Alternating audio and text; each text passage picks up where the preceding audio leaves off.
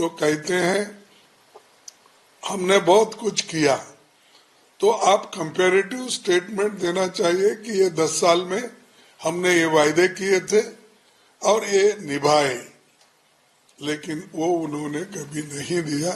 वो हमेशा 2014 की ही बात करते, 14 से पहले क्या था, क्योंकि ऐसा उनको महसूस होता है कि 2014 में ही देश को आजादी मिली है और मोदी जी आने के बाद ही देश डेमोक्रेसी को देख रहा है और प्रधानमंत्री बने हैं।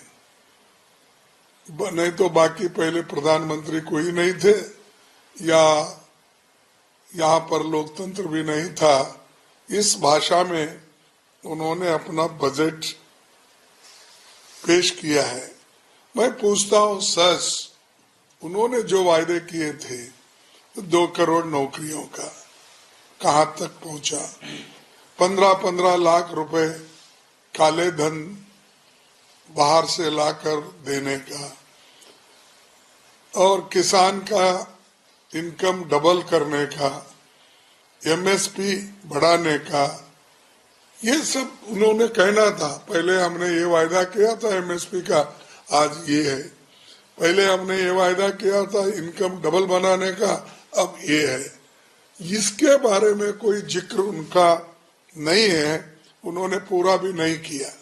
100 स्मार्ट सिटी बनाने का वायदा किए थे, क्या पूरे हो गए, अधूरे हैं? कहाँ तक आपने कंप्लीट किया, वो भी आपने नहीं बताया।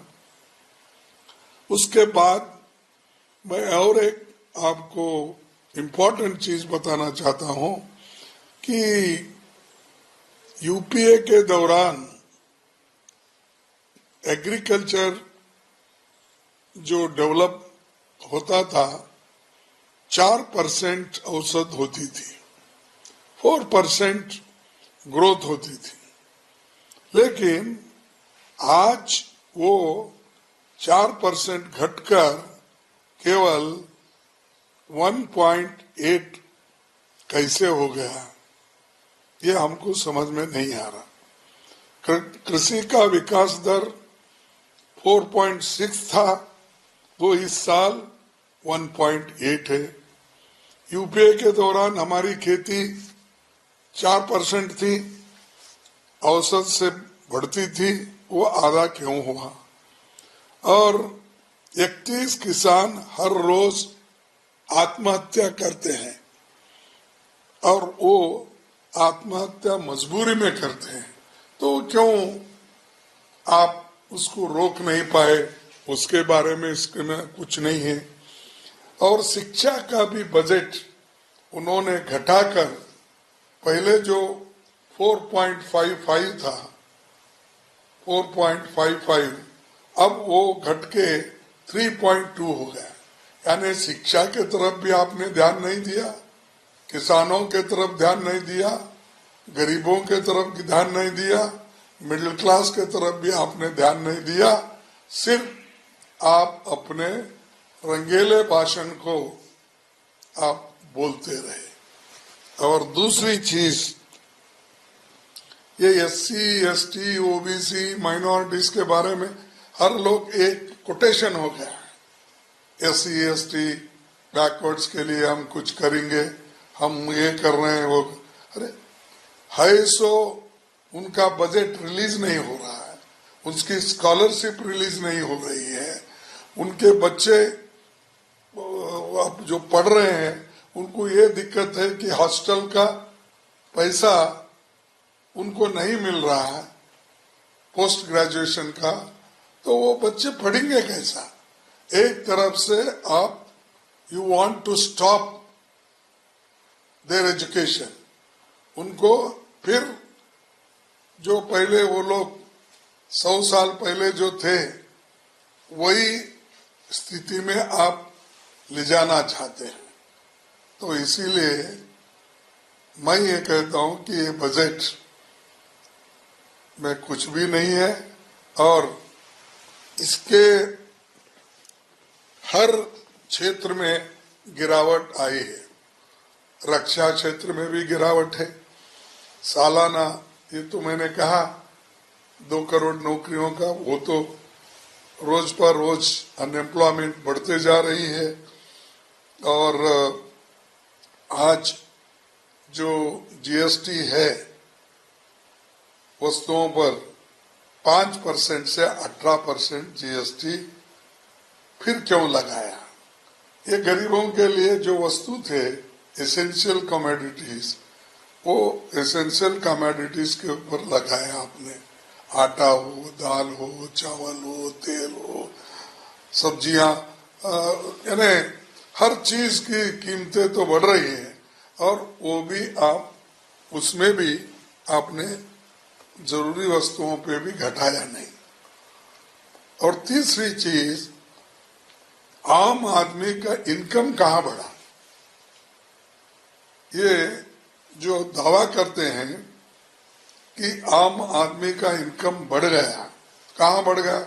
इन्फ्लेशन तो इतना है, और आम आदमी की इनकम आप 10 रुपए भी अगर बढ़ाएंगे तो यहाँ जरूरी वस्तुओं में उसको 20 रुपए डालना पड़ता है।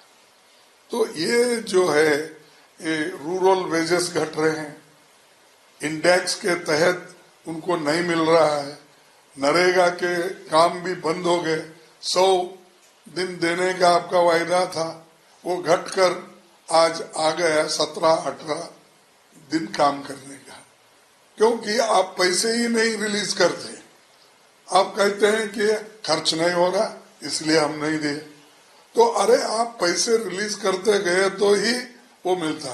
और आधार बेस्ड काम करने से, इसको लिंक करने से आज गरीब परेशान है, क्योंकि कहीं जंगल में रहते हैं ट्राइबल लोग, एससी एसटी के लोग, कहीं अपने गांव के बाहर रहते, उनको कोई मालूम ही नहीं होता कि आधार कार्ड ये लेना इसके साथ या ले जाना।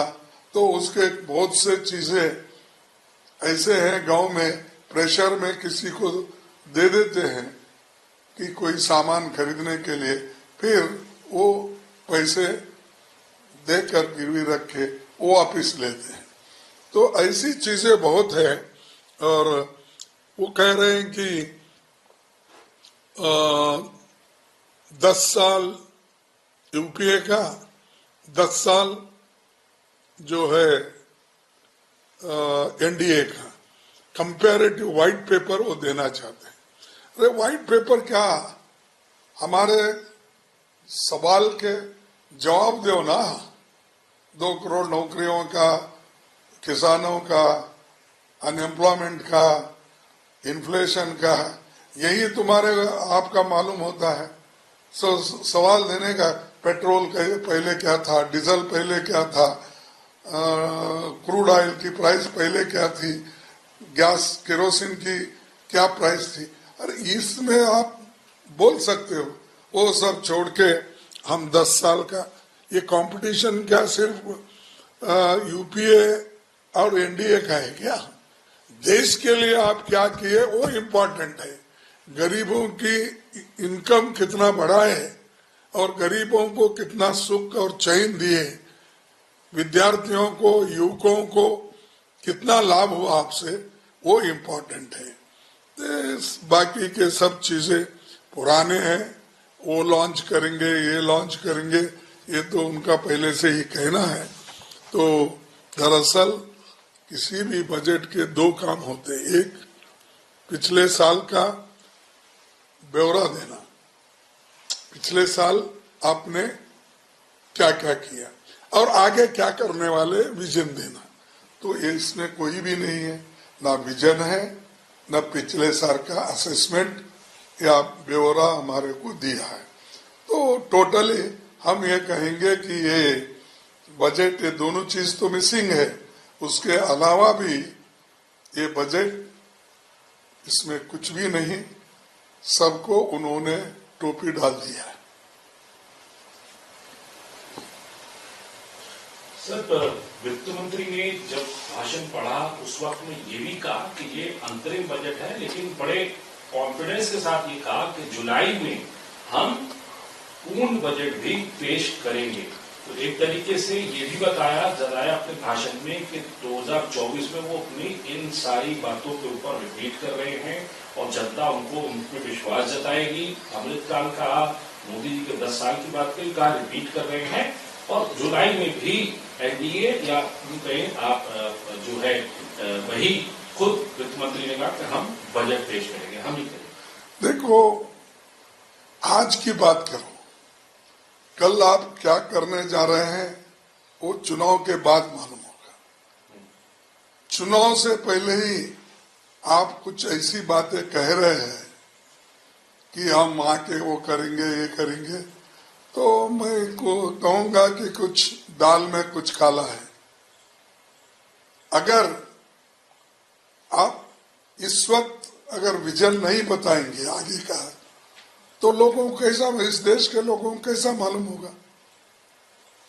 तो ये जो है वो लोगों के पास सभी मीडिया का सपोर्ट है, सबका सपोर्ट है, सबको डराते हैं।